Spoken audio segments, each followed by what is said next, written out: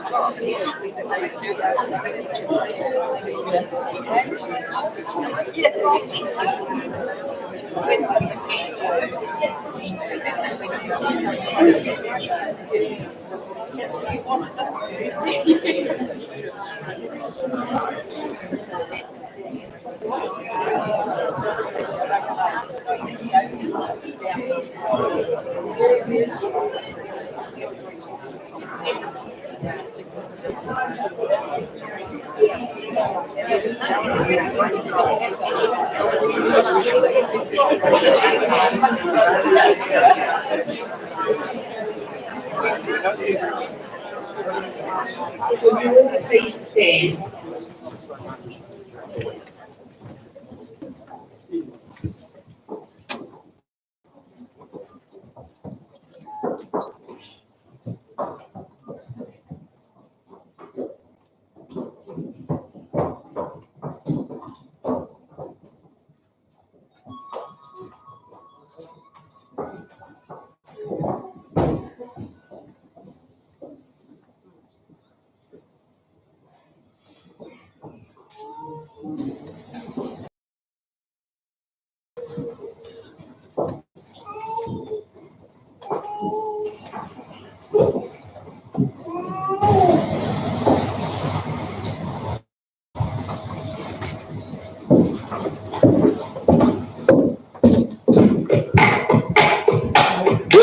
on the farm is kind of laid back, ain't much an old country boy became hack. It's early to rise, early in the sack. Thank God I'm a country boy. With a simple kind of life, never did me no harm. Raising me a family and working on the farm. Days are all good and it's hard. Thank God I'm a country boy. Well, I got me a fine house. I got the old fiddle and the sun coming up. I got cakes on the middle. Life ain't nothing but a riddle. Thank God I'm a country boy. With a roof all done and some sitting low. Out the fiddle and the rocking up the boat. The kids are asleep, so we're keeping kind of roll. Thank God I'm a country boy. Not today, Sally, good all day. We're good from the morning, no life is very good. So I fiddle when I can and I work when I should. Thank God I'm a country boy. Well, I got me a fine life, I got me a fiddle when the sun coming up. The cakes on the riddle. I ain't nothing but a funny, funny riddle. Thank God I'm a country boy.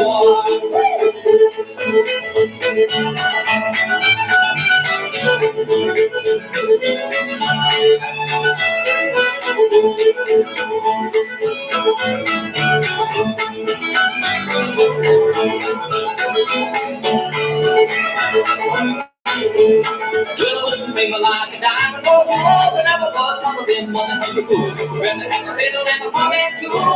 Thank God I'm a country boy. Girl, city folks rocking in the black limousine. A lot of sad people think that that's a mighty key. The sun like taking out exactly what I mean. Thank God I'm a country boy. Say everybody. I got me a fine life.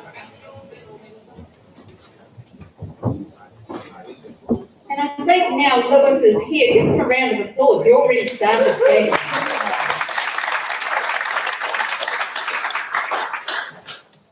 Winnie the Pooh once said, "How lucky I am to have something that makes saying goodbye so hard." Good afternoon, everybody, and welcome. And on behalf of Naomi, Linda and Steve, Tracy and Tony, Nicola and Glenn, and Gary and Joanne, I thank you all for your presence here today as we gather to say a last farewell to Lewis. Your attendance is appreciated so much, and whether you've come from near or far, it surely is a sign of the esteem you hold for this family to be here today. Now, there are a few of you here, and I'd like for you to take the time not only to just simply sign, but to write a note in the memorial pages that are provided at the end of the hall. The books become valuable over time as Naomi will be able to read who has attended today, and her memory will be jogged that you were here. So do take the time to write a note in them. I'd like you to feel really welcome to remain here after the service and continue in a bit of a knees up and celebrating Lewis's life. He loved a good time, so I'd love for you all to remain and share in refreshments. And while we're on the topic of refreshments, I would like all the Tairoa Lodge family to know that on behalf of Linda and Steve and Naomi, Tracy, Tony, Nicola and Glenn and Gary and Joanne, thank you so much for not only being there, but stepping into a nurturing type role where you have supported this family with warmth, with love, and with absolute good old-fashioned practicality. Let me introduce myself. My name is Kelly Judkins, and thank you for allowing me to conduct Lewis's ceremony, through which we will focus on and celebrate his 80 years of life in a manner very much as he would have liked it. The concept of a funeral to me is an event where we begin our grieving process in a healthy way. This event is one where saying goodbye is as important as saying hello was. Both words affect our lives and can create moments in either change or define our futures. Only this time, for this family, it's like hearing every goodbye said all at once. A funeral is where we can remember those stories of our loved ones and relay them to our family so that our traditions and our idiosyncrasies, our history, can be remembered. It is an environment where our memory is jogged to remember other times and different times with the person that we loved and still love. And so, ready or not, someday it will all come to an end. There will be no more sunrises or no minutes and no hours or days. All the things you collected, whether treasured or forgotten, will pass to someone else. It will not matter what you owned or what you were owed. Your grudges, your resentments and jealousies will finally disappear, and so too will hopes and your ambitions, your plans and to-do lists, which will expire.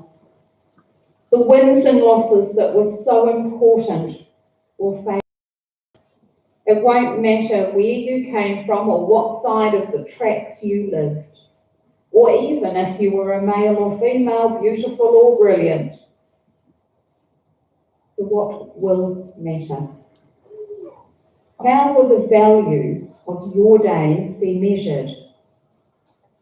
What will matter is what you gave, but not what you got. What will matter is not your success, but your significance. Not your competence, but your character. And every act of integrity, compassion, courage, or sacrifice that ever enriched or empowered or encouraged others. What will matter is not your memories, but the memories of those who loved you. And those are the memories we're going to celebrate today. And talking to Lewis's family the other day, there's a lot of good stuff that came to mind, as I'm sure it has been doing so for all of you. For example, and I'd like a show of hands in the room, how many farmers are in the room?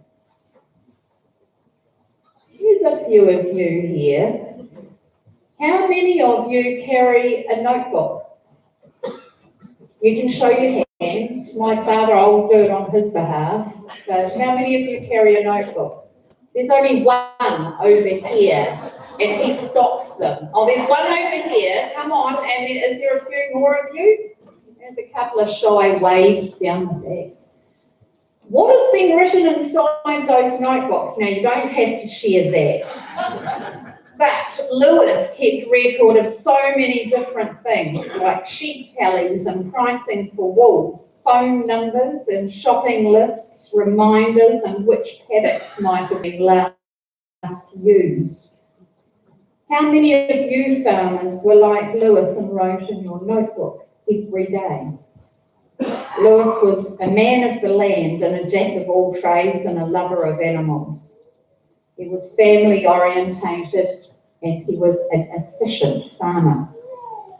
He had a man cave, which was better known as a shed where he kept all his important things, tools, pieces of number 8 wire, 4 hedge trimmers, because you never know, you might need 4 hedge trimmers one day. The shed was where he kept his hammers that built several houses over the years and looked after the plumbing jobs on the farm. Who better, though, to give us a more detailed glimpse of the person Lewis was, but his 3 daughters.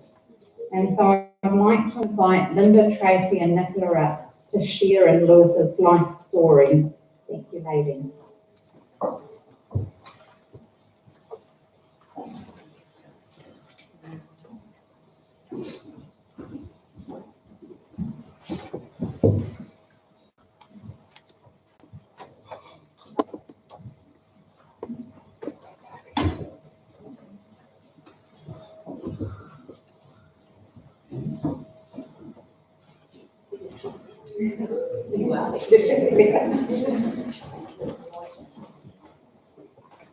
Hello, it's me.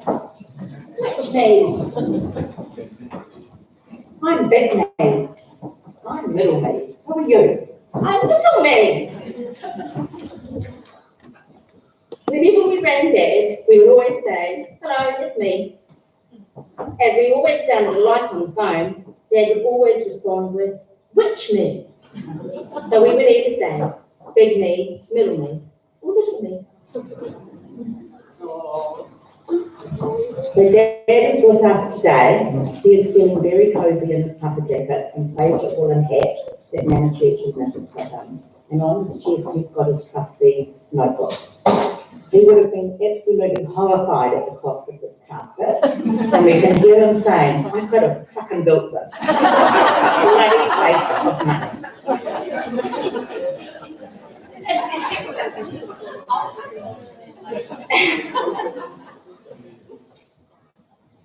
The year was 1940. The date, 28th of September, and in the Taranaki town of New Plymouth, a son was born to Olive and Colin Ward. Lewis Colin, as he was named, was their only son. Brother to Margaret and Ina, now deceased, and younger sister Carol. Colin and Olive were Taranaki farmers and owned a 150-acre dairy farm on Durham Road, Inglewood. Dad and his mum Olive shared the same birthday, and there were many combined birthday celebrations. After his mum's passing in November 1983, his dad moved to Long Bay Motor Camp, Coromandel, which Grandpa said was their favourite part of the country after having travelled with the caravan club to every corner of New Zealand. Grandpa passed in October 1991. Dad was educated at Durham Road, Norfolk Road and Stratford High Schools. He wasn't really a dedicated academic, and has been heard before how he would bike off down the road to school only to abandon his bike beneath the hedge and spend the day fishing or partaking in some other leisure time activity. Dad was into birds, and at this particular stage in his life, it was the feathered variety, and he was involved with the cage bird and poultry clubs. After Dad started his working career, he became very good friends with another young who is reported to have taught Dad all there is to know about the other bird species. Two-legged, Kirby, and minus feathers. They had a rule, which said you were not allowed to take a girl out more than twice, otherwise she would think things were getting serious. Consequently, these two blokes, flitted from girl to girl, established a name for themselves and were responsible for making mothers shudder when they saw them walking up the garden path. Dave McDougall and his wife Jeanette have remained firm friends with Mum and Dad over the years, and many an evening has passed with stories and much hilarity on reminiscing those good old days gone by. Around 1959-1960, the Ward farm on Durham Road was sold and the family moved to town, to 291 Tupoka Street. At this time, Dad was herd testing, and it was through his cousin Faye that he met the girl that won his heart, and with whom he broke that rule and asked her hand in marriage. On the 2nd of September 1961, Mum and Dad were married at St Chad's Church in New Plymouth. They lived on Courtney Street with Bernard Ellis, a renowned Taranaki artist. During this period, Dad's working life moved from herd testing to the fertiliser works and then the Post and Telegraph. In 1962, Mum and Dad embarked on a new adventure.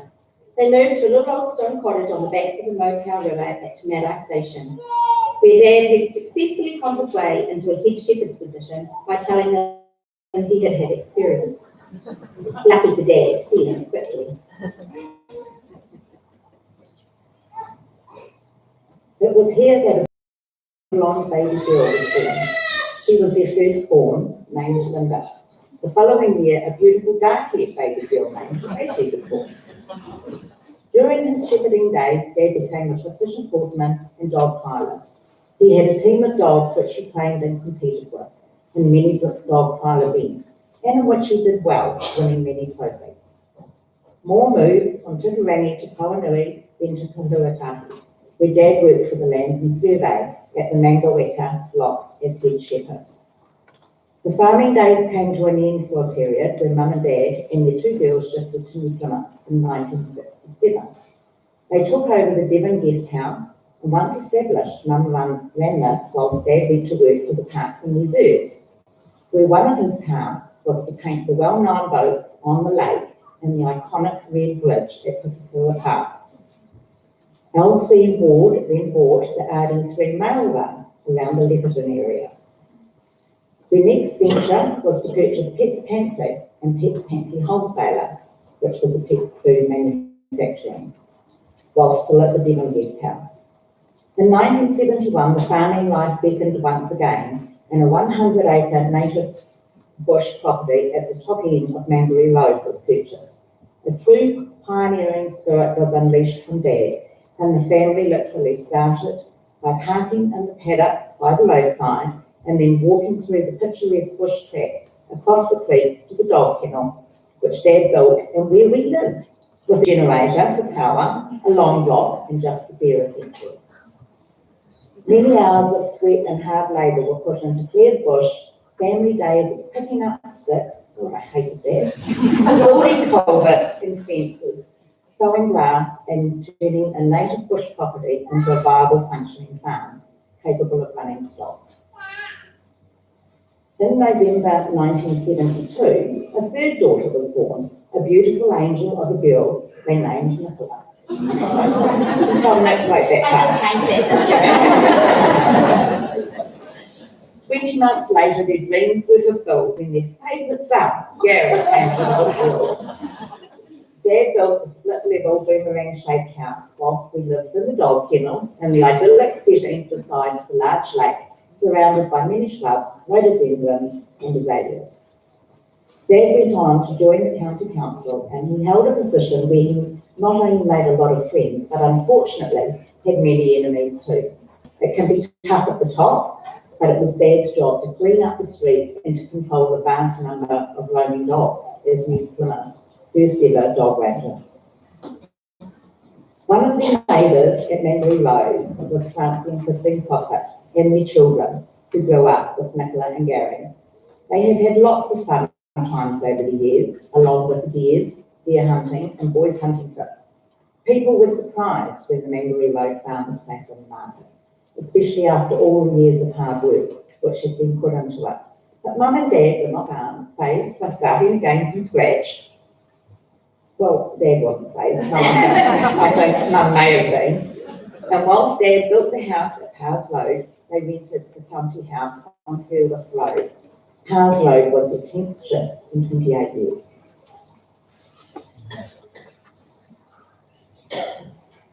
In the early 80s, Ward Caterers was established, and they had the lease at the Taranaki Racecourse Complex.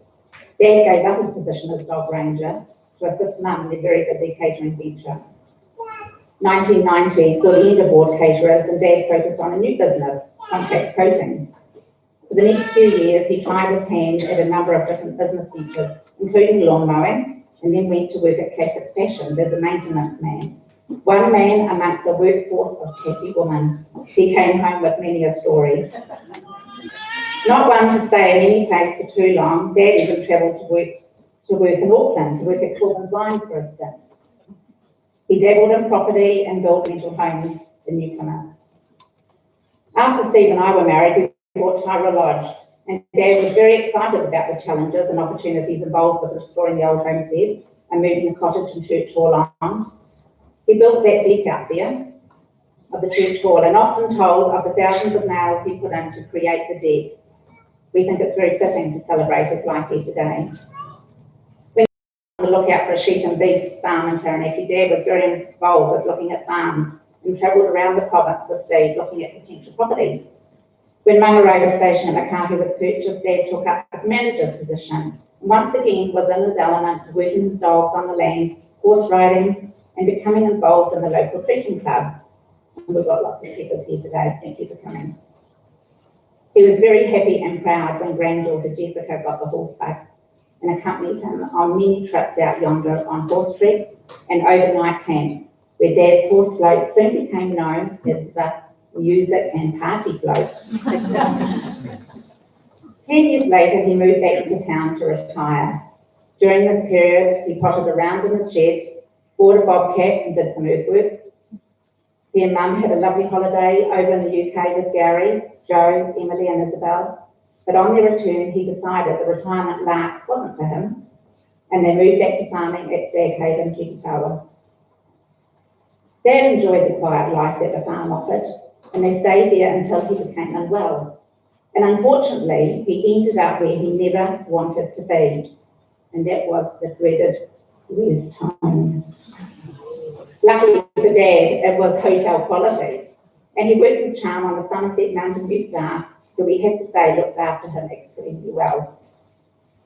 6 weeks ago, Gary, the favourite son, came to visit Dad and Mum. After his 2-week quarantine, Gary spent every day with Mum and Dad. Gary took Dad out of Somerset to visit Brooklyn Zoo, and we had a very special family lunch at Nicker and Glenn's, which we will remember fondly as his last supper. Dad was very much a family man. He loved Mum in his funny old way. He would do anything for his kids, and he adored his grandkids. He was a jack of all trades and a master of some. He chose his path in life, and Dad lived life to the full. We love you, Dad. Peace.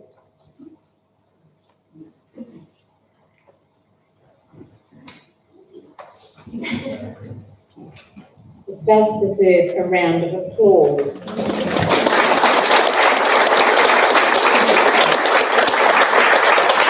And I'd just like to reflect, I was told a story the other day, and he does love you, doesn't he? Now, who knows that Naomi owned a very fancy homeware store? Give me a hands up. Yep, so you all know that. And how many of you knew that Lewis liked to shop in a hospice shop? You didn't know that. There's a few of you. How many of you knew that he bought the most beautiful pot from the hospice shop and gave it to Naomi so that she could cook the perfect corned beef? So he was a connoisseur. Steve Morrison is one of Lewis's son-in-laws, and you certainly had a special opportunity, Steve, where you've worked alongside Lewis out on the farm. So I'd like to invite you forward now.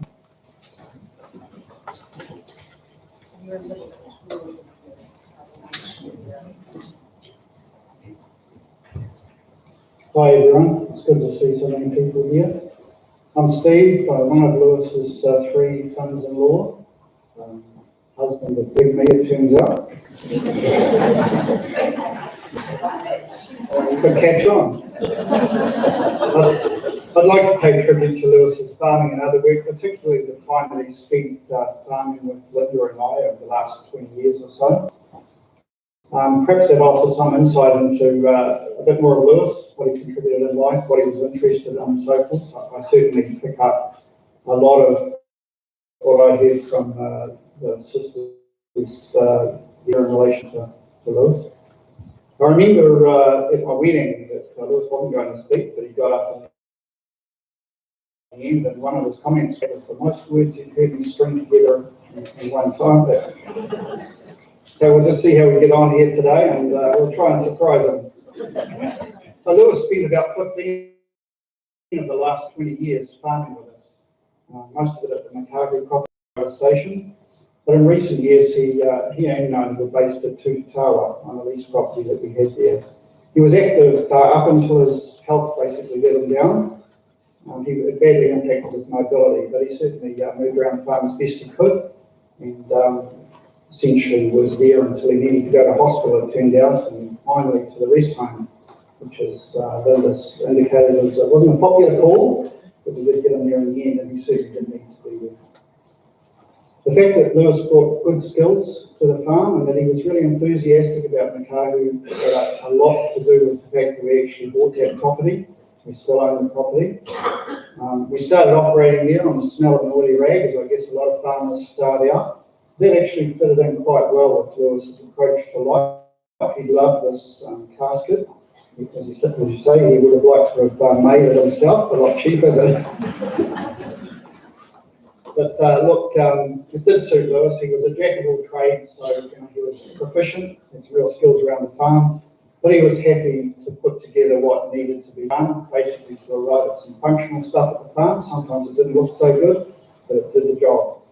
Some of you from the trekking club will perhaps be able to relate to that if you think about some of those horse floats that he had. When he built Tairau Lodge here, or when he helped us around the lodge here, upgrading, renovating and developing the likes of the deck and shifting property on here, the standards were a bit higher. Both Lewis and I struggled a bit with that, but we did meet the standard where we got asked to do things. We didn't get asked to do some things. And look, I still walk around here at times, and there's one or two things that did get through that net, but generally speaking, we contributed, I think. But Lewis, as probably came through in the earlier comments, the return to the farm was really a return to his youth a bit. He developed a very good dog team at Makahu. He had some good horses, somewhat tied up with the trekking, I guess, but he had some good horses on the farm.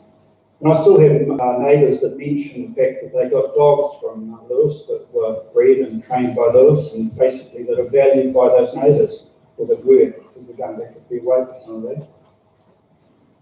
He had some success again in the dog trialling, and that was an area that really interested him.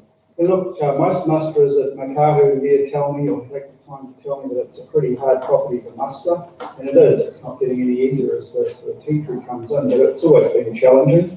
And Lewis did a good job of that, and that was really sort of spoke to the sort of skill that he brought to the farm. There was some hard work to be done out of the farm too, particularly in the earlier stages. We didn't have a lot of gear. I can still remember buying a dagging crate, a manual thing that you sort of had to hang on to get the sheep up into position, and it wasn't very long before Lewis had that pneumatically driven. And I can still remember too, there was a little tinge of guilt standing beside him driving pine posts into the hills there with a manual post driver. But Lewis would have been about my age now, and I certainly wouldn't entertain doing that, I'm afraid, but we did see the light on that one fairly quickly. Now, Lewis had a vision for Makahu. Some years in, he did arrange purchase of a little old digger from France, I think it came. And he took a lot of satisfaction in getting around the farm and doing his various projects. As you gather, there was a range of things, not just earthworks, but he was doing a bit of building, and basically what took his fancy, he'd looked to move forward. Sometimes he consulted on it, and sometimes you just noticed it as you walked around the farm. I think he enjoyed doing what he wanted. It was his way. It was probably a preference right through his life. But he basically he took his own track, and he focused on what he enjoyed. On the many off-farm building projects, I often had the sense that Lewis knew the rules. To some degree, he developed that knowledge from challenging it a bit. I certainly get the picture that there was the odd building inspector that had crossed swords with Lewis over the years, and then he pushed the odd boundary. At Makahu, it was a bit of a bachelor existence. I find that myself when I go out there too. And Lewis did commute into town, but he saw a lot of the wider family, because essentially what he did was make it a family farm. And I looked through the pictures, and some of them were up on the board earlier. You see some of the grandkids that were there, and the introduction that they had to the horses and such like. Caught on for one of them, and not so much so for the rest of them, but not for want of trying for Lewis. He also built wider relationships through the district, no doubt because he was always interested in a party and interested in people. His perspective on Makahu was probably best exemplified in relatively recent times when a relatively difficult negotiation led to the fact that, yes, we'll only spread half of his ashes on a hill out in the back country there at Makahu. The other half will be retained by the family a little closer to home. About 10 years in at Makahu, Lewis decided he needed to retire. He was getting on a bit by then. There was some sort of compromise of his mobility, but he decided he'd retire, come back to town, basically came into New Plymouth, and he tried a range of things, including some of the travel that the girls talked about earlier. That included some travel out to the UK, to Gary and family out there, and various new challenges, and I won't list them here, but some of them I touched on earlier. But I'm not sure that retirement in town really suited Lewis. I think it probably suited Naomi reasonably well, but In the end, we released another property. It was a little bit closer to town, not a lot. Had a bit more modern house on it, not a hugely more modern house. But anyway, Lewis did persuade Noni to head into the Tutu Tawa. And we think they were there about 4 or 5 years. So by then, Lewis was a bit less mobile. He'd certainly been age set in. And, it was interesting to see how things went there. He got another set of dogs. He worked up some pretty good dogs, bred some dogs, sold some huts. I think Peterson did pretty well out of at least some of that. I came in there one day and he'd added a wooden step to the tractor so that he could mount up on the tractor, because up until then it was a little bit of a challenge for him. The bike got replaced with a side-by-side because the bike was a bit challenging to get on. And look, all around the Staghaven property, and particularly in the sheds, there was a range of projects going at any particular time. And again, just happened to happen across those times to see what was going on. Well, it probably wasn't the retirement that Noni envisaged, but I know that Lewis enjoyed it, and I think it gave him a bit more of a lease of life, coming back out of town and basically challenging himself. I commend Noni for the homemaking efforts that you could see at Staghaven, at Tutu Tawa there, and for the tenacity she showed around some of the challenges that she faced there. Ultimately, though, deteriorating health did bring Lewis back, as it's been touched on. I think most would agree that he stayed out of a rest home as long as he possibly could, probably longer than he should have. And that's probably helped to accelerate us being here today a little bit, but I'm not sure that Lewis would regret that too much. So really, I'd just like to part with thanks to Lewis for a great deal of help over many years. In rest in peace, Lewis.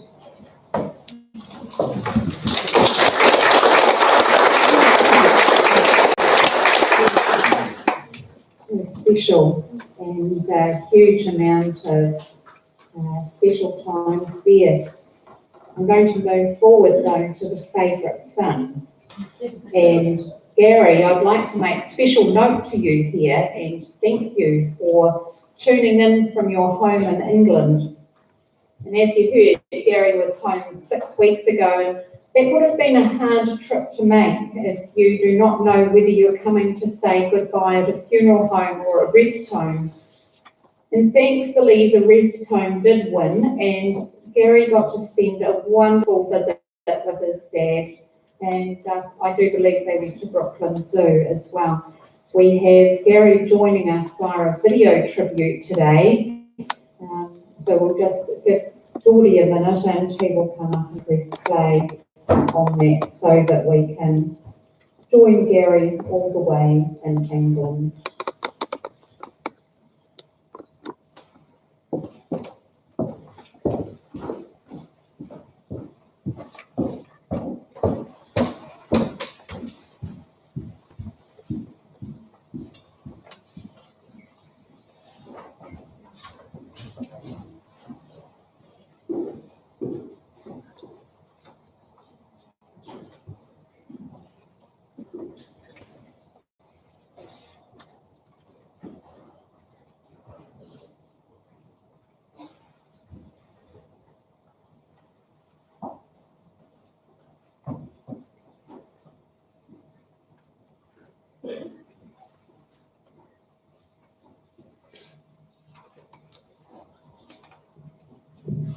Hi everyone, I wish I could be there with you all today as we're remembering Dad.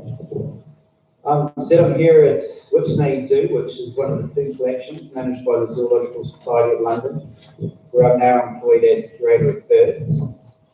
And I was actually thinking that, I wouldn't have this amazing career and be where I am today without the support of Dad over the years. I remember when I was growing up, he built me aviaries and we travelled all over the place to find me birds. Really supported that.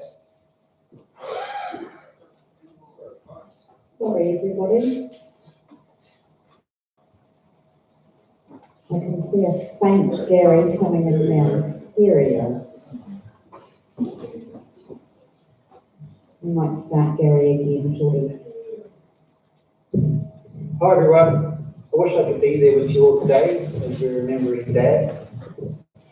I'm here at Whipsnade Zoo, which is one of the 2 collections managed by the Zoological Society of London, where I'm now employed as curator of birds. And I was actually thinking that, you know, I wouldn't have this amazing career and be where I am today without the support of Dad over the years. I remember when I was growing up, he built me aviaries and we'd travel all over the place buying me birds, and really supported that interest. And I think without that, I probably wouldn't have ended up having the career that I've got. So I really owe him for that. And for those of you that knew Dad well, you would agree that he was very much an outdoor person, very much an animal man. And that wasn't just with birds, but horses, of course, and his farm animals and everything that he worked very well with over the years, training sheepdogs, all sorts of different things. And I think that interest that he had helped foster my interest as well. And so I owe him a lot, actually. And so I hope that you will have a wonderful day there today. And I do, again, wish that I was there with you. Many of you I wouldn't have seen in a lot of years. And so it's a shame of making us this opportunity to catch up. So again, wish you all the best. Hi, everyone. Don't you love technology? Give Gary a round of applause.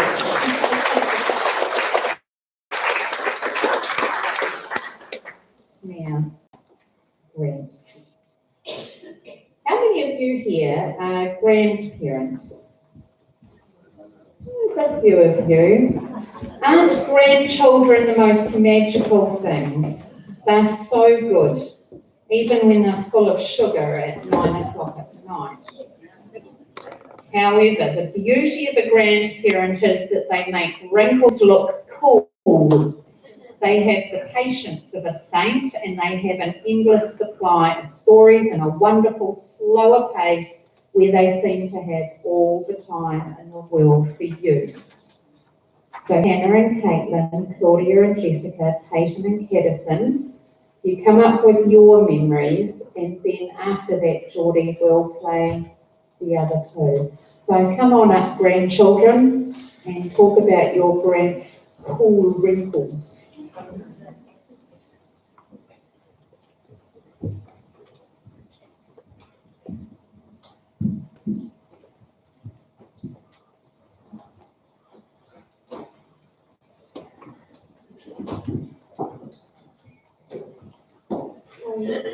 Hi, friends and everyone. For those of you who don't know us, this is Caitlin and I'm Hannah, and we are Grantz's granddaughters. He was one of a kind and a very special Grantz, and he will forever hold a very special place in our heart. Over the past few days, we have been thinking about what we wanted to say about Grantz and what he means to us. Well, Grantz was a cool Grantz. He was caring, loving, funny, and often a box of fluffies, as he would like to say. Although he used to occasionally growl us, Grantz, for changing the TV channel from the Country Channel to Disney Channel, he has always loved us dearly and wanted the best for us. Grantz has always taken a lot of interest in our lives. He has attended all our big milestones, including birthday parties and food balls. Every time we went to visit Gran and Grantz would sit with us around the table and chat to us about what we had been up to, and although he didn't always have much to say, he was always listening. In fact, just a week before Grantz passed, I was telling him about an achievement in my career. I half expected him not to say much in return, as Grantz didn't have a lot of energy to communicate at this point. But regardless, he still managed to respond saying, "Good job." This is really just a testament to who Grantz is and how much he cared for not only his family, but with everyone he crossed paths with. As I grew older and chose pharmacy as my career, I started to realise that both Grantz and Gran were a bit of a worry when it came to taking all their tablets. Grantz, however, was very persistent that he knew what he was doing and didn't need any help. This came into question, however, just recently when I was working at Mackay's Union Pharmacy in Stratford over the summer holidays, and we get a call 10 minutes before closing, on Christmas Eve, I might add, that Grantz had run out of pills. The pharmacy was shutting for Christmas Day and Boxing Day. Luckily, we were able to get him some, but it did make me wonder whether Grantz was as proficient in taking his tablets as he made himself out to be. On Monday, Kelly asked us to describe what Grants meant to us in one word, and after thinking about it for a while, the only word that stuck for me was admirable. I admired Grants.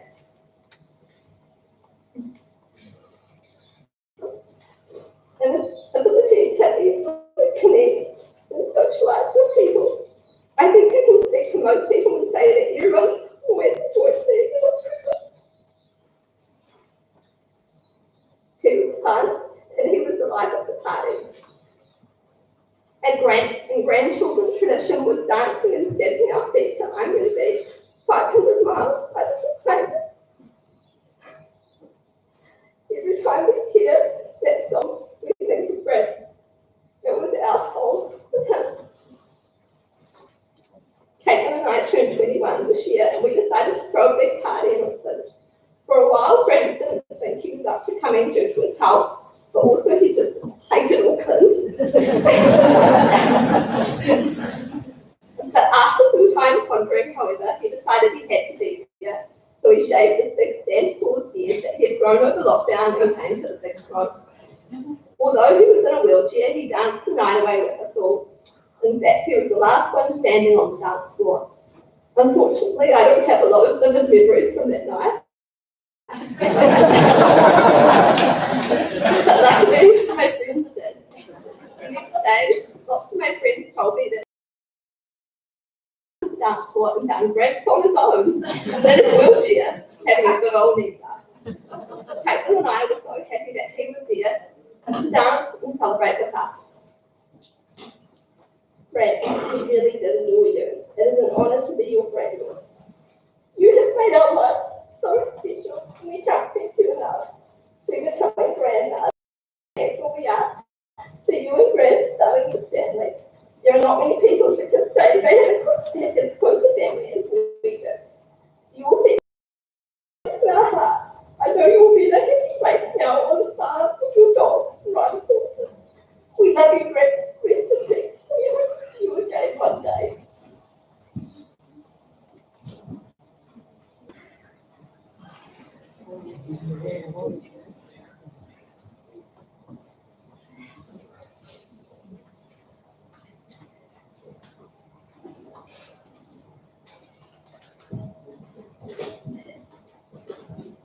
Hi, I'm Edison, and I'm going to be speaking on behalf of me and Peter. We've had lots of great memories with Grants. Our favourite memory was going up to the farm. When we were out there, we did lots of fun things like riding on the mule and doing jobs and gear shift. When we were out on the mule, we did all kinds of things. We'd ride around, checking water drops, fixing gates and fences.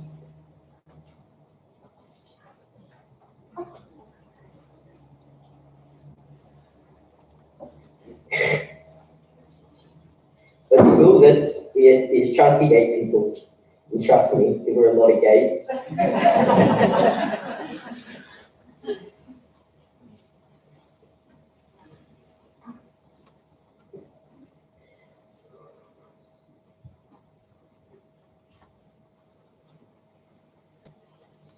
Even though we love checking the water pit, even though we love checking water, fixing fences, opening gates. The best thing to do on the mule was going fast down that hill. Grandpa waited for us to be ready, because if he did, we'd still be at the top waiting for Peyton to convince herself that it was a good idea.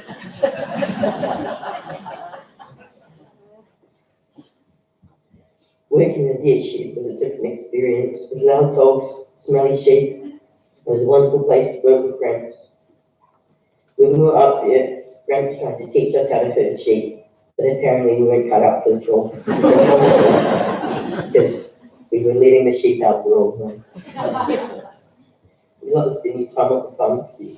We love from bacon and jackets.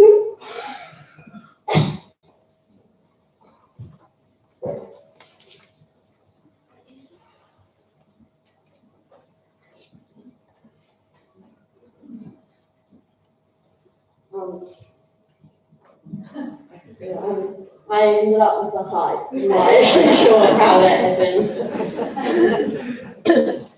But no, Gramps and I have actually really had a good chat. But no, I just think one thing we can all take away is that his talk will pass on a lot of things to all of us, and it's something that we will cherish forever. So thanks, Graham, for everything.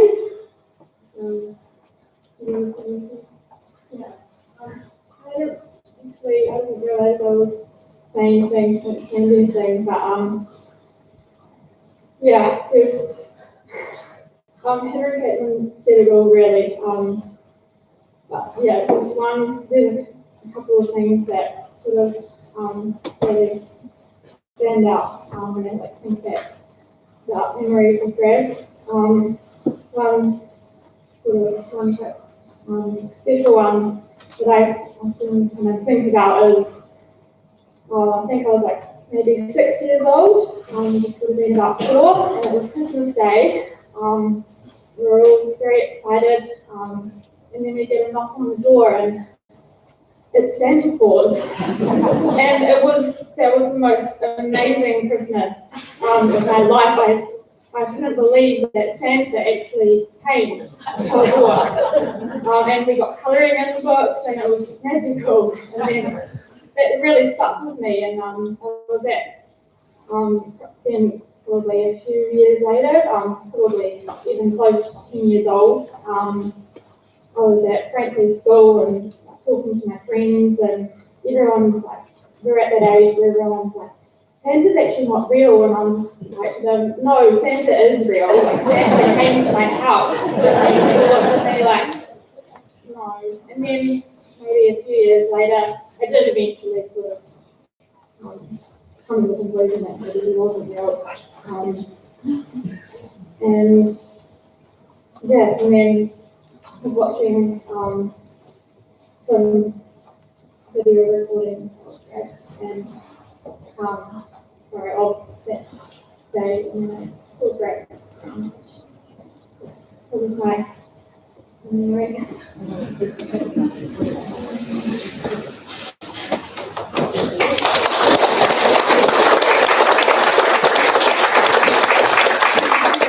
And I think just while Geordie readjusts his camera so that we can play the 2 tributes from England, I'll sum your grandchildren up. So one of you spent your entire life opening gates. Another of you left your grandfather on a dance floor but can't remember when. Another of you believes that he was magical and super special, and the love of horses shared. And that's just a beautiful way to sum up what a grandparent is. To pass the work ethics on, the love of animals, and the love and magic of life. And so now we've got 2 more grandchildren all the way from England to join us.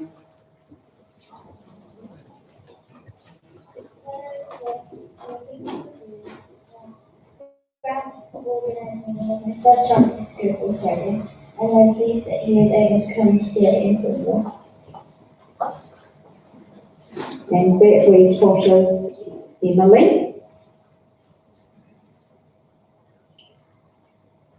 I love them because when we went out and walked in the evening, and he would let me ride in his wheelchair scooter and motorbike home, and he would let me ride on it whenever I got tired and bored. And he also came over just to see us here where I am now, even though he didn't like things that much. I love friends. Give those girls a round of applause.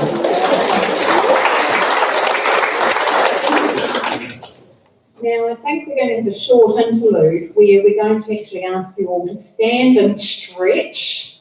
Gladys will play Amazing Grace, and you will all sing beautifully. I'm sure of it. So I'll invite you all to please stand.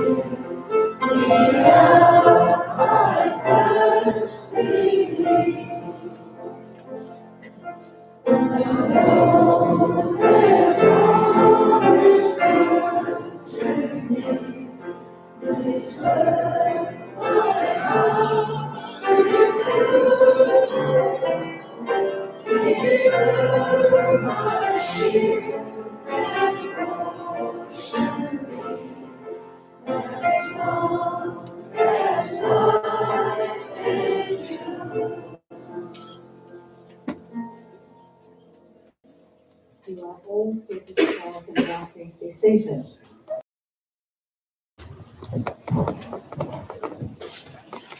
Now, you have best friends and good friends, and they are like chosen family in a way. They certainly are the people that we choose to laugh with when times are good and cry with when they're not that great. A good friendship can span many years, and so we have two good and best friends to share here. So we've got David McDougall, who will share on the earlier years, and I'll invite you forward, and he will be followed by Francis Prophet, who will share his memories on the New Plymouth days and what they made them mention. So we'll welcome you forward, Dave.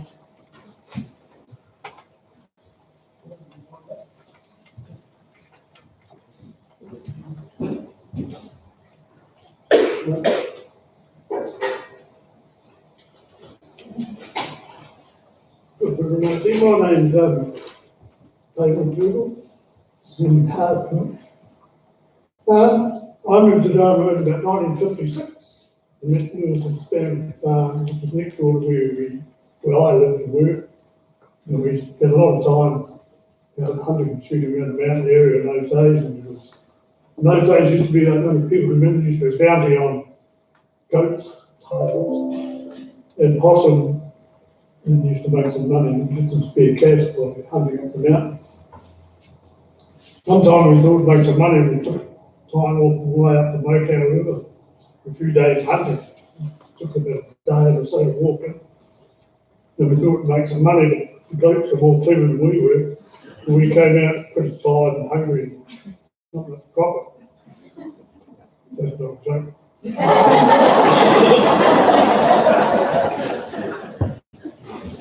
In those days we felt, just remember when I arrived in Wilson, we just left school.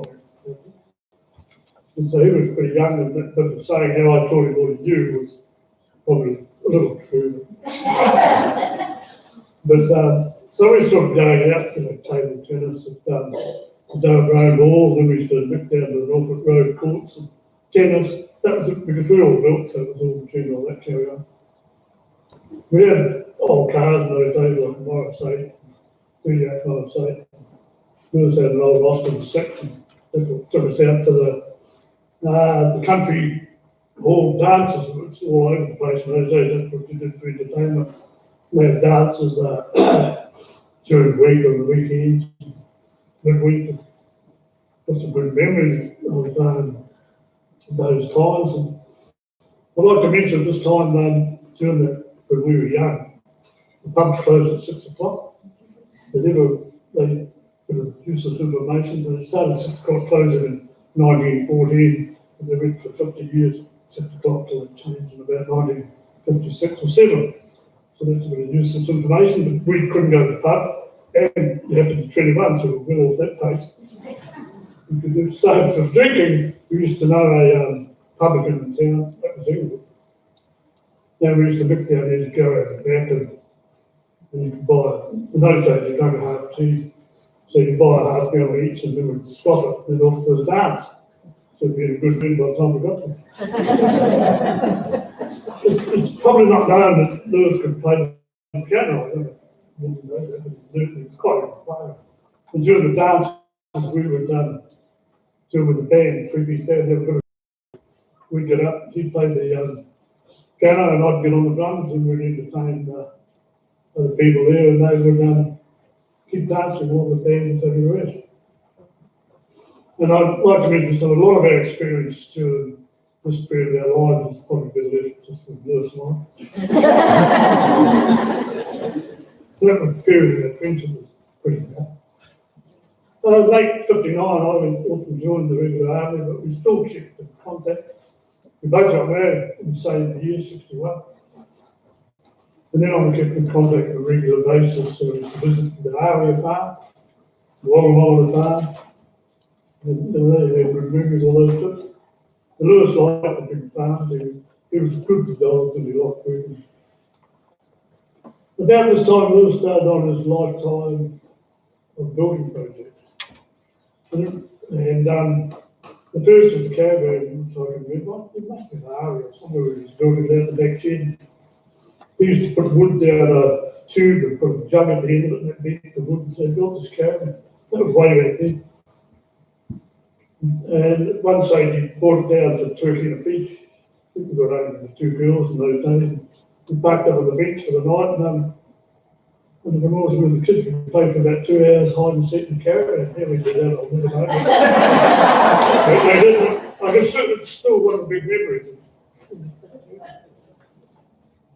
And then after that, I used to come to visit Lewis when he was on his builds, the Mangaroon, Stars Road. They were always good times to get together and see what they were doing, what he was up to, and all these other various things he got up to. I think his favourite build was his horse floats super combo. In fact, he bought the train off me and I was like, that's how it started. Came down and it's Martin got the train straight away when he built it. And he had a lot of fun with it. I think right up to the end, he never actually got a warrant for it. He went all over the place, Mike. He never did, but that's what he used to do. It was a bit like somebody alluded to the rules and regulations for us. So we over the years, we kept up to with family during the weddings and birthdays and other events. And it was 2 years ago, we took down to South Island for about 9 days. Sandra and Tom were our guides. And actually, it was alluded to me today that trip finished today 2 years ago. So that's quite significant. And I think last year was his last build, that was his building was sleeper. I never saw it, I heard he used to talk about it. But towards the end, when I used to come up and talk to him, he'd say it annoyed him that he couldn't swing his hammer and keep building things. That's pretty tough. So I'd like to thank Lewis for 60 years of about friendship.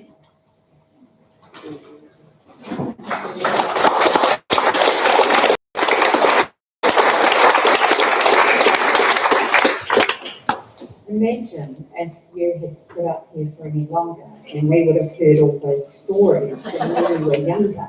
Do you want to come back? And I asked Francie if he wouldn't mind coming up now.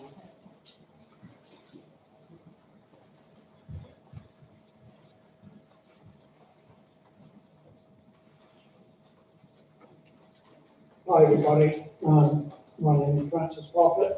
I don't know how brave I'm going to be, but I was coming home last Sunday, and I was in Stratford, and I got the call with us. I went straight up to the home where he was, and I saw a magic site. It was the whole Ford family there. It has to be the closest family that I know. The whole lot, they were all there, and we had a glass of wine, and so we went and saw this monster here. It was a truly magic time. Very sad, but I'm glad I went back. Lewis he still is my best friend. We've had a lot of good times, a hell of a lot of laughs. I don't know how I go with this, but I'll probably butt into myself and tell a few. The first time I met Lou, was when he had the kids pension. And he used to do pick up fallen cows. So I went up over the bridge into the dog kennel and met this strange guy in the bush. Because I had a sick cow. So he shot that down and we went in and had a look at this cow. A cow, if you killed it, they're worth not very much, but extremely valuable. He offered me $5 for this victory cow. We argued the toss. I wanted $7.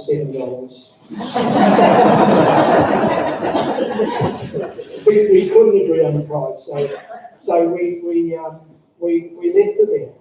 And in the mornings, I used to walk down the road, get the mail, and walk up that driveway. And the cow had been down for 10 days. The whole side she must have been talking. You what we're going to do, because she was up eating grass and she went. Yeah, so that's my first account of the Ward family. Yeah. But we soon became good friends, and Lou and I soon started possum hunting. Dave was saying that, even then, he used to chase possums before I knew. I'll tell you about a little incident we had up at Henry Road. We used to go, we had all the end of the road, and Lou's farm out of the reserve onto the farm. And Lou and I used to go poaching. Big heaps of tussles. Get back to mine. We used to do a bit of poaching, and one night the local farmer turned up. And we come up over the hill and whack with a big spotlight went on us, and shots were fired over our head. And it was getting a bit serious. So Lou and I, we sprinted off up the bush, but he left me behind because I was carrying my little white fox terrier dog. And if the farmer would see my dog, he didn't know who it was. But Lou left me behind because I was carrying the dog. He got home over an hour before me because I got lost. We had to go all these on the dogs. But it was his dogs were barking when he got home. Yeah, and then as the years went by, we got into stock car racing. Lou had an old Super Snipe. It was in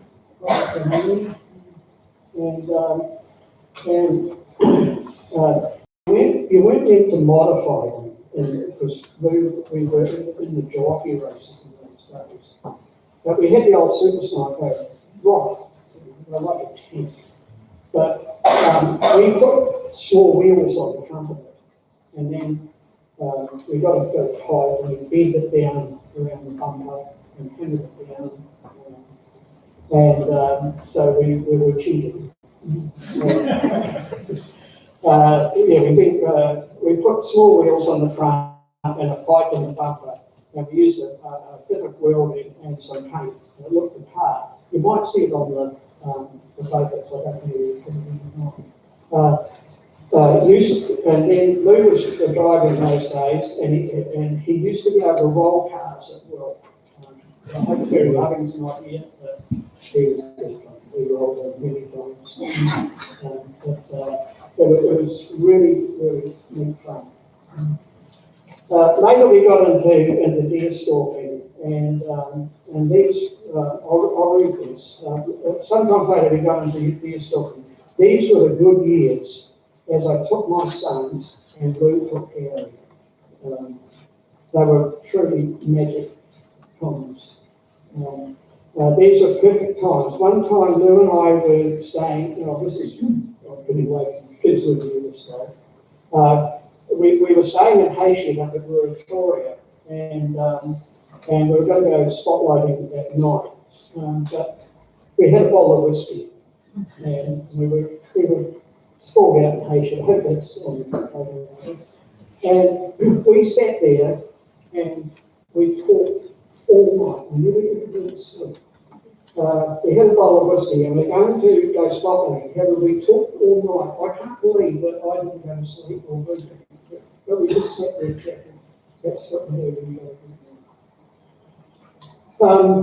And then we said, what's that sound? And it was the bamboo starting to sing.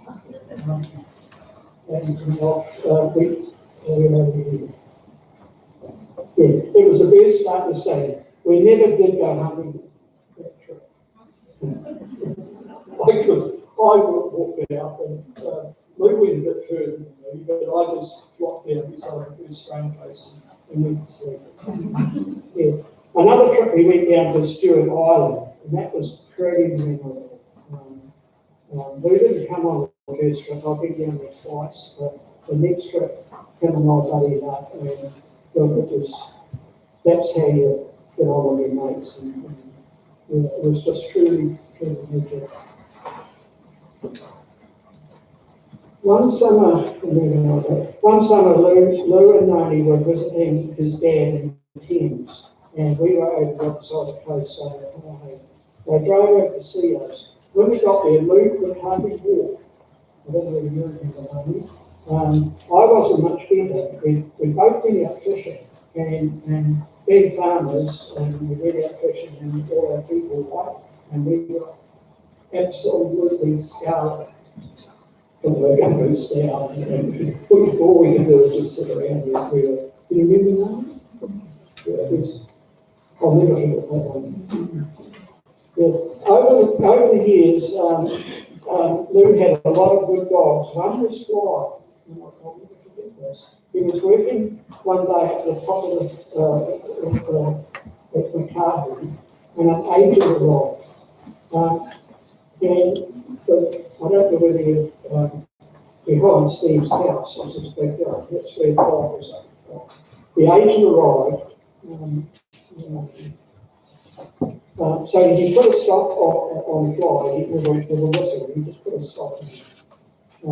However, the next morning, when he went out to let her out, she was not there, and he remembered he remembered where she was. He whistled her down the hill, and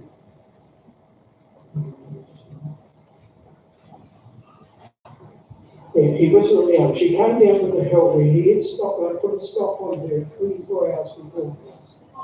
That's incredible. I wouldn't believe it.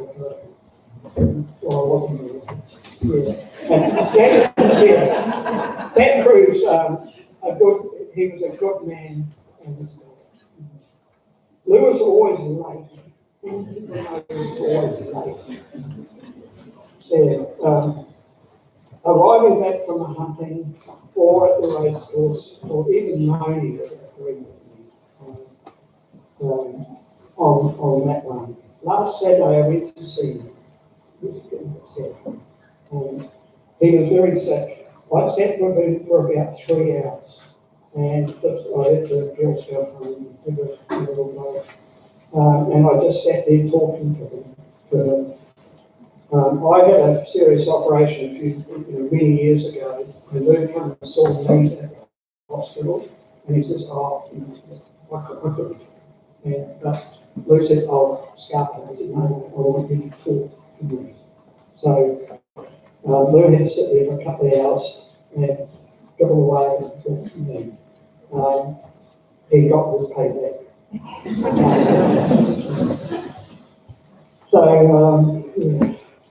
Yeah. Pretty hard. Now, I don't know where I really should. I'll read it.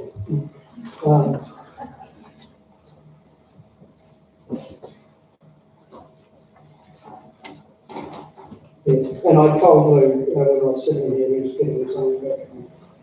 And then Tony and Nikki arrived down, and Tony and I were talking about Lou, he was very, very sick on Saturday. And Tony and I were talking, and I said, well, he'll probably pass away that night. That's my Monday offside. If it would not make it through the night, there's a lot of people died around 3 a.m. And that's the witching hour. Hallelujah was late again. Passing just 12 hours later.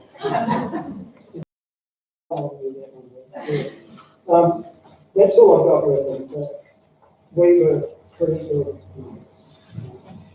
It's probably as close a mates as we had our niggles and we had the parties that were memory hall. Nobody was allowed to go to sleep for at least hour in time. If somebody would sneak home, we would go in and put on a bed, put the piano on the trailer and zip up and down the road. Generally be a nuisance. Yeah, we had some pretty good times.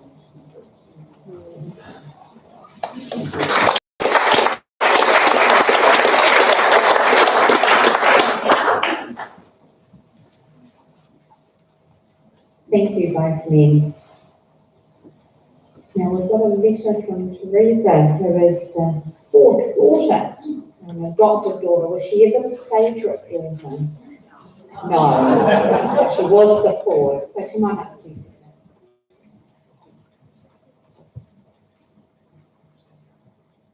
Yeah, this is daughter number 4. She's in Perth, Australia at the moment. So my connection with the Ward family started in 1982, and I met Linda on a Kentucky Europe trip. During our big overseas adventure, we made many special memories together, and during this time, a lifelong friendship commenced. And with this, we were welcomed into each other's families. I first met the Ward family when I came to visit Linda in New Plymouth a few years after our trip had ended. During this time, Noni and Lewis gave me the opportunity of working at the race course, and as I must have been the only Australian who had not gained fire experience whilst travelling, Lewis taught me all that I needed to know before I headed home. Lewis was also a little dismayed when he found out I had never milked a cow either. So to fix this wrong, on Christmas morning, he says, "Come on, come with me." Before I knew it, I was climbing over a fence in my Sunday best, to be faced with a cow, a stool, and a bucket. Thank you, Lewis. You gave me the opportunity, and now I can now say I have milked a cow. We have shared many special occasions and get-togethers over the years. Little did I know that when I started off on my travels, I would be lucky enough to find such a warm and welcoming family who adopted me as daughter number 4. Thank you, Lewis. I treasure all our special memories together. Teresa.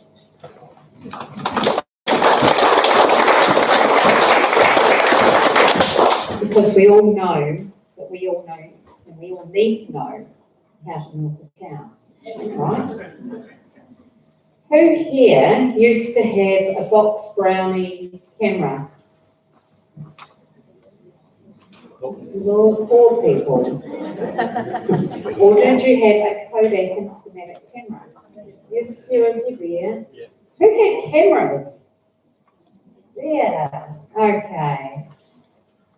I had a box brownie, but it didn't have a flash.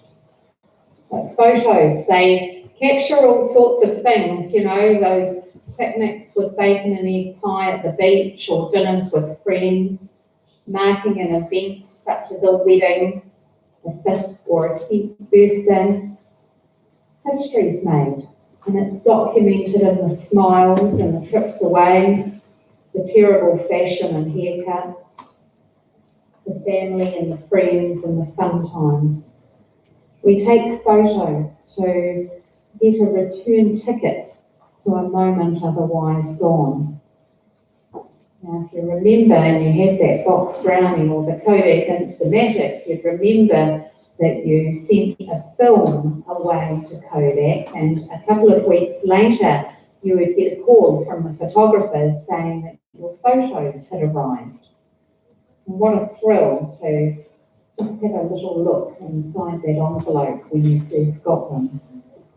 So today, we've got a curated eulogy that was done by the grandchildren, and this is a eulogy in photo form that Lewis's family has put together.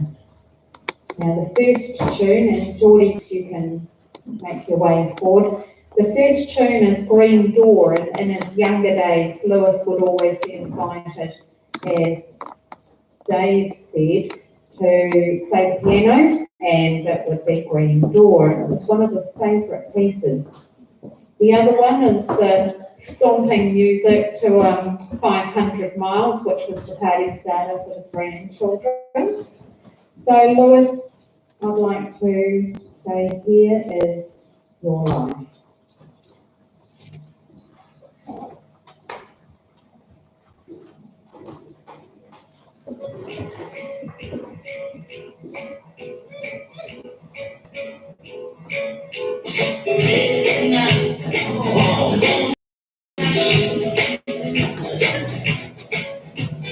Watch till that morning. Read the that you'll be there. And all the hour and plan behind me. I don't know what they're doing, but they're life behind the green door. She let me in so I can find out what's behind the green door. God, why you tell them I've been there? Your slam, hospitality's been there. Wondering just what's going on.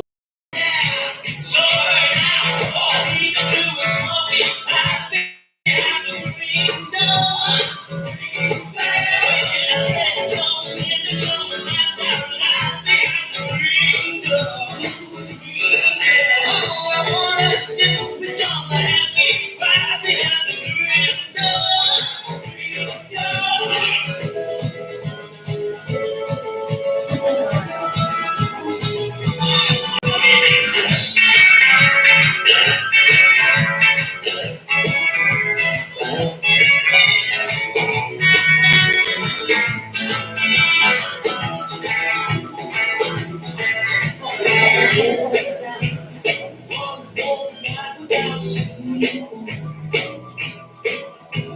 Watch till the morning comes.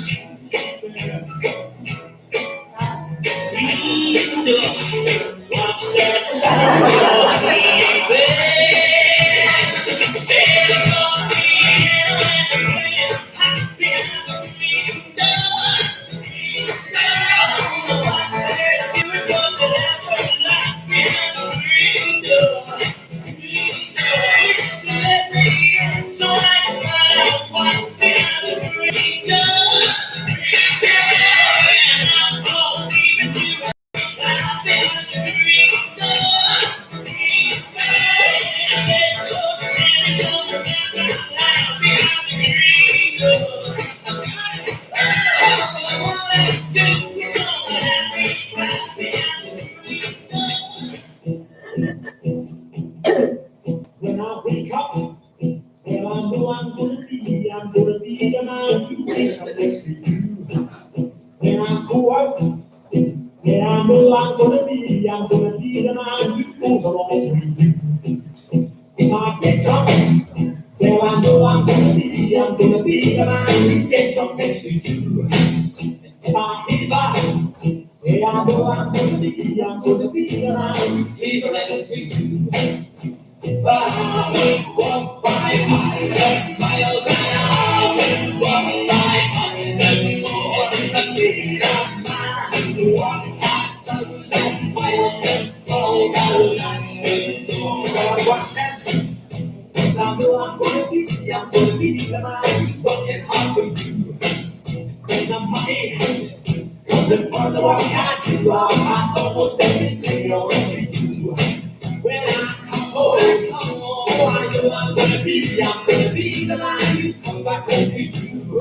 If I go, well, I know I'm gonna be the man who's going over you. If I walk 500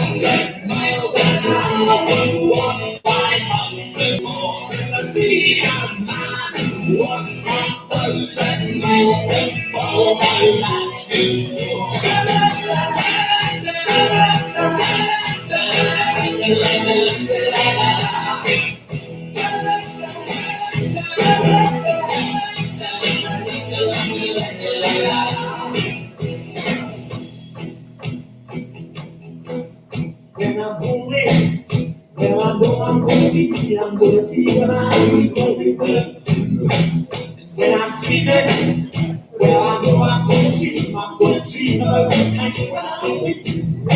When I work, well, I know I'm gonna be that I'm comfortable with you.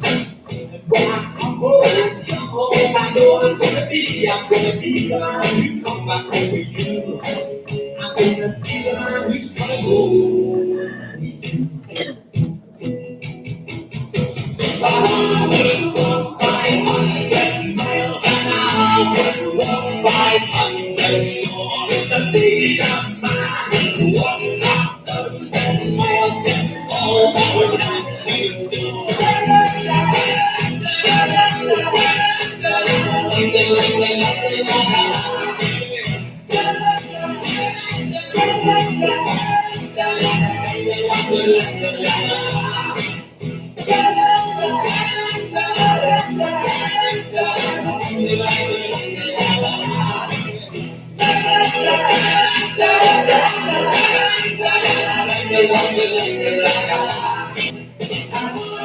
Walk 500 miles an hour, walk 500 more. It's the big man who walks 1,000 miles gets all that we're not to do.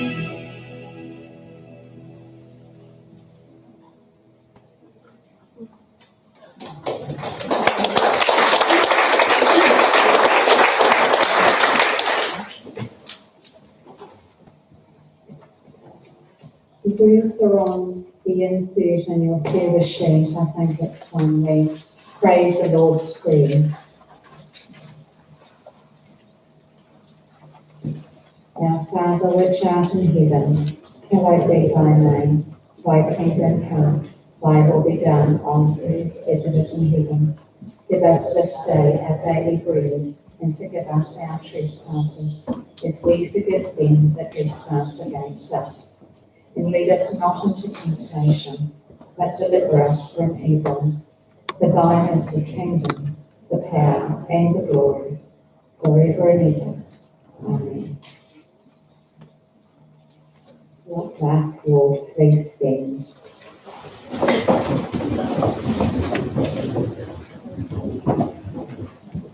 The cares of the world concern me no longer. I have completed this life. The children of my heart growing. My family is well on their journey and happy and healthy in their pursuits. I have loved much and well. To those I leave behind, I hope I will remain in your hearts as you will in mine. Thank you for taking such good care of me. And all of you who have been my friends, thank you for teaching me about life and love. Go in peace with blessings for the day.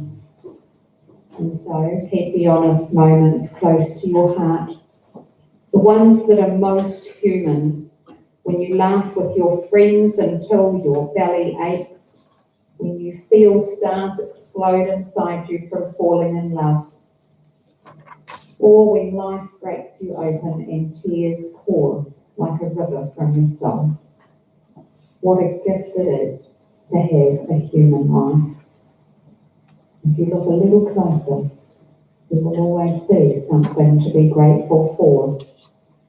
True gratitude will not ever be ignoring the darkness, but participating with your whole heart in whatever life brings. These are things you loved most about the people gone before you. And so for everything there is a season and a time for every matter under heaven. A time to be born and a time to die. A time to plant and a time to pluck up what is planted. A time to break down and a time to build up. A time to weep, a time to laugh. A time for war, a time for peace. We wish for you, Lewis, that the next place you go will be as peaceful and familiar as a sleepy summer Sunday and a sweet untroubled mind. There'll be a box of fluffies Fly and Bella, so tenderly and reverently, we say farewell, Lewis. Farewell, Gramps, and farewell, our friend. May you find strength and support in your love for one another. May you find peace in your hearts. Farewell. Thank you, Jordan. Now ask our grandchildren to come forward. Almost up West Virginia, the ridge round and the river. My soul older than the tree, comes the man now, growing like a tree, country road, take me home to the place I love, West Virginia. Take me home.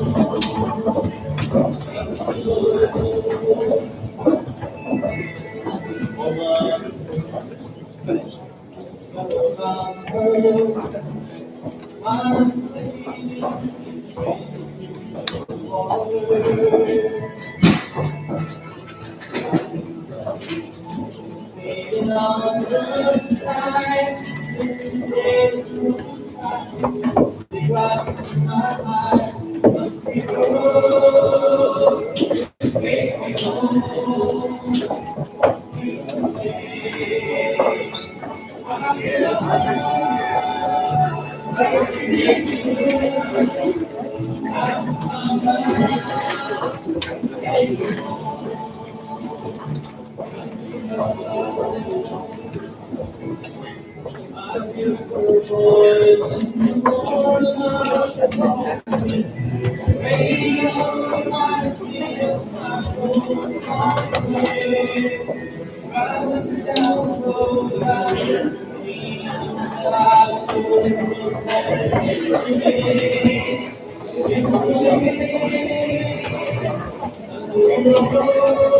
the place.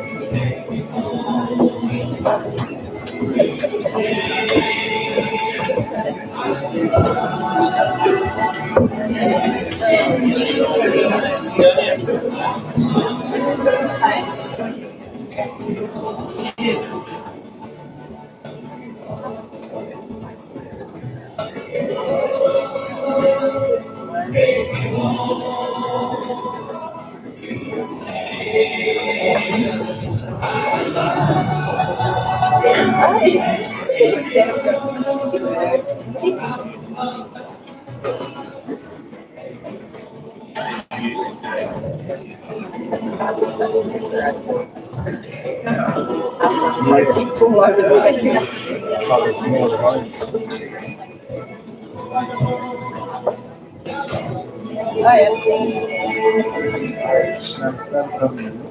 Oh, did I?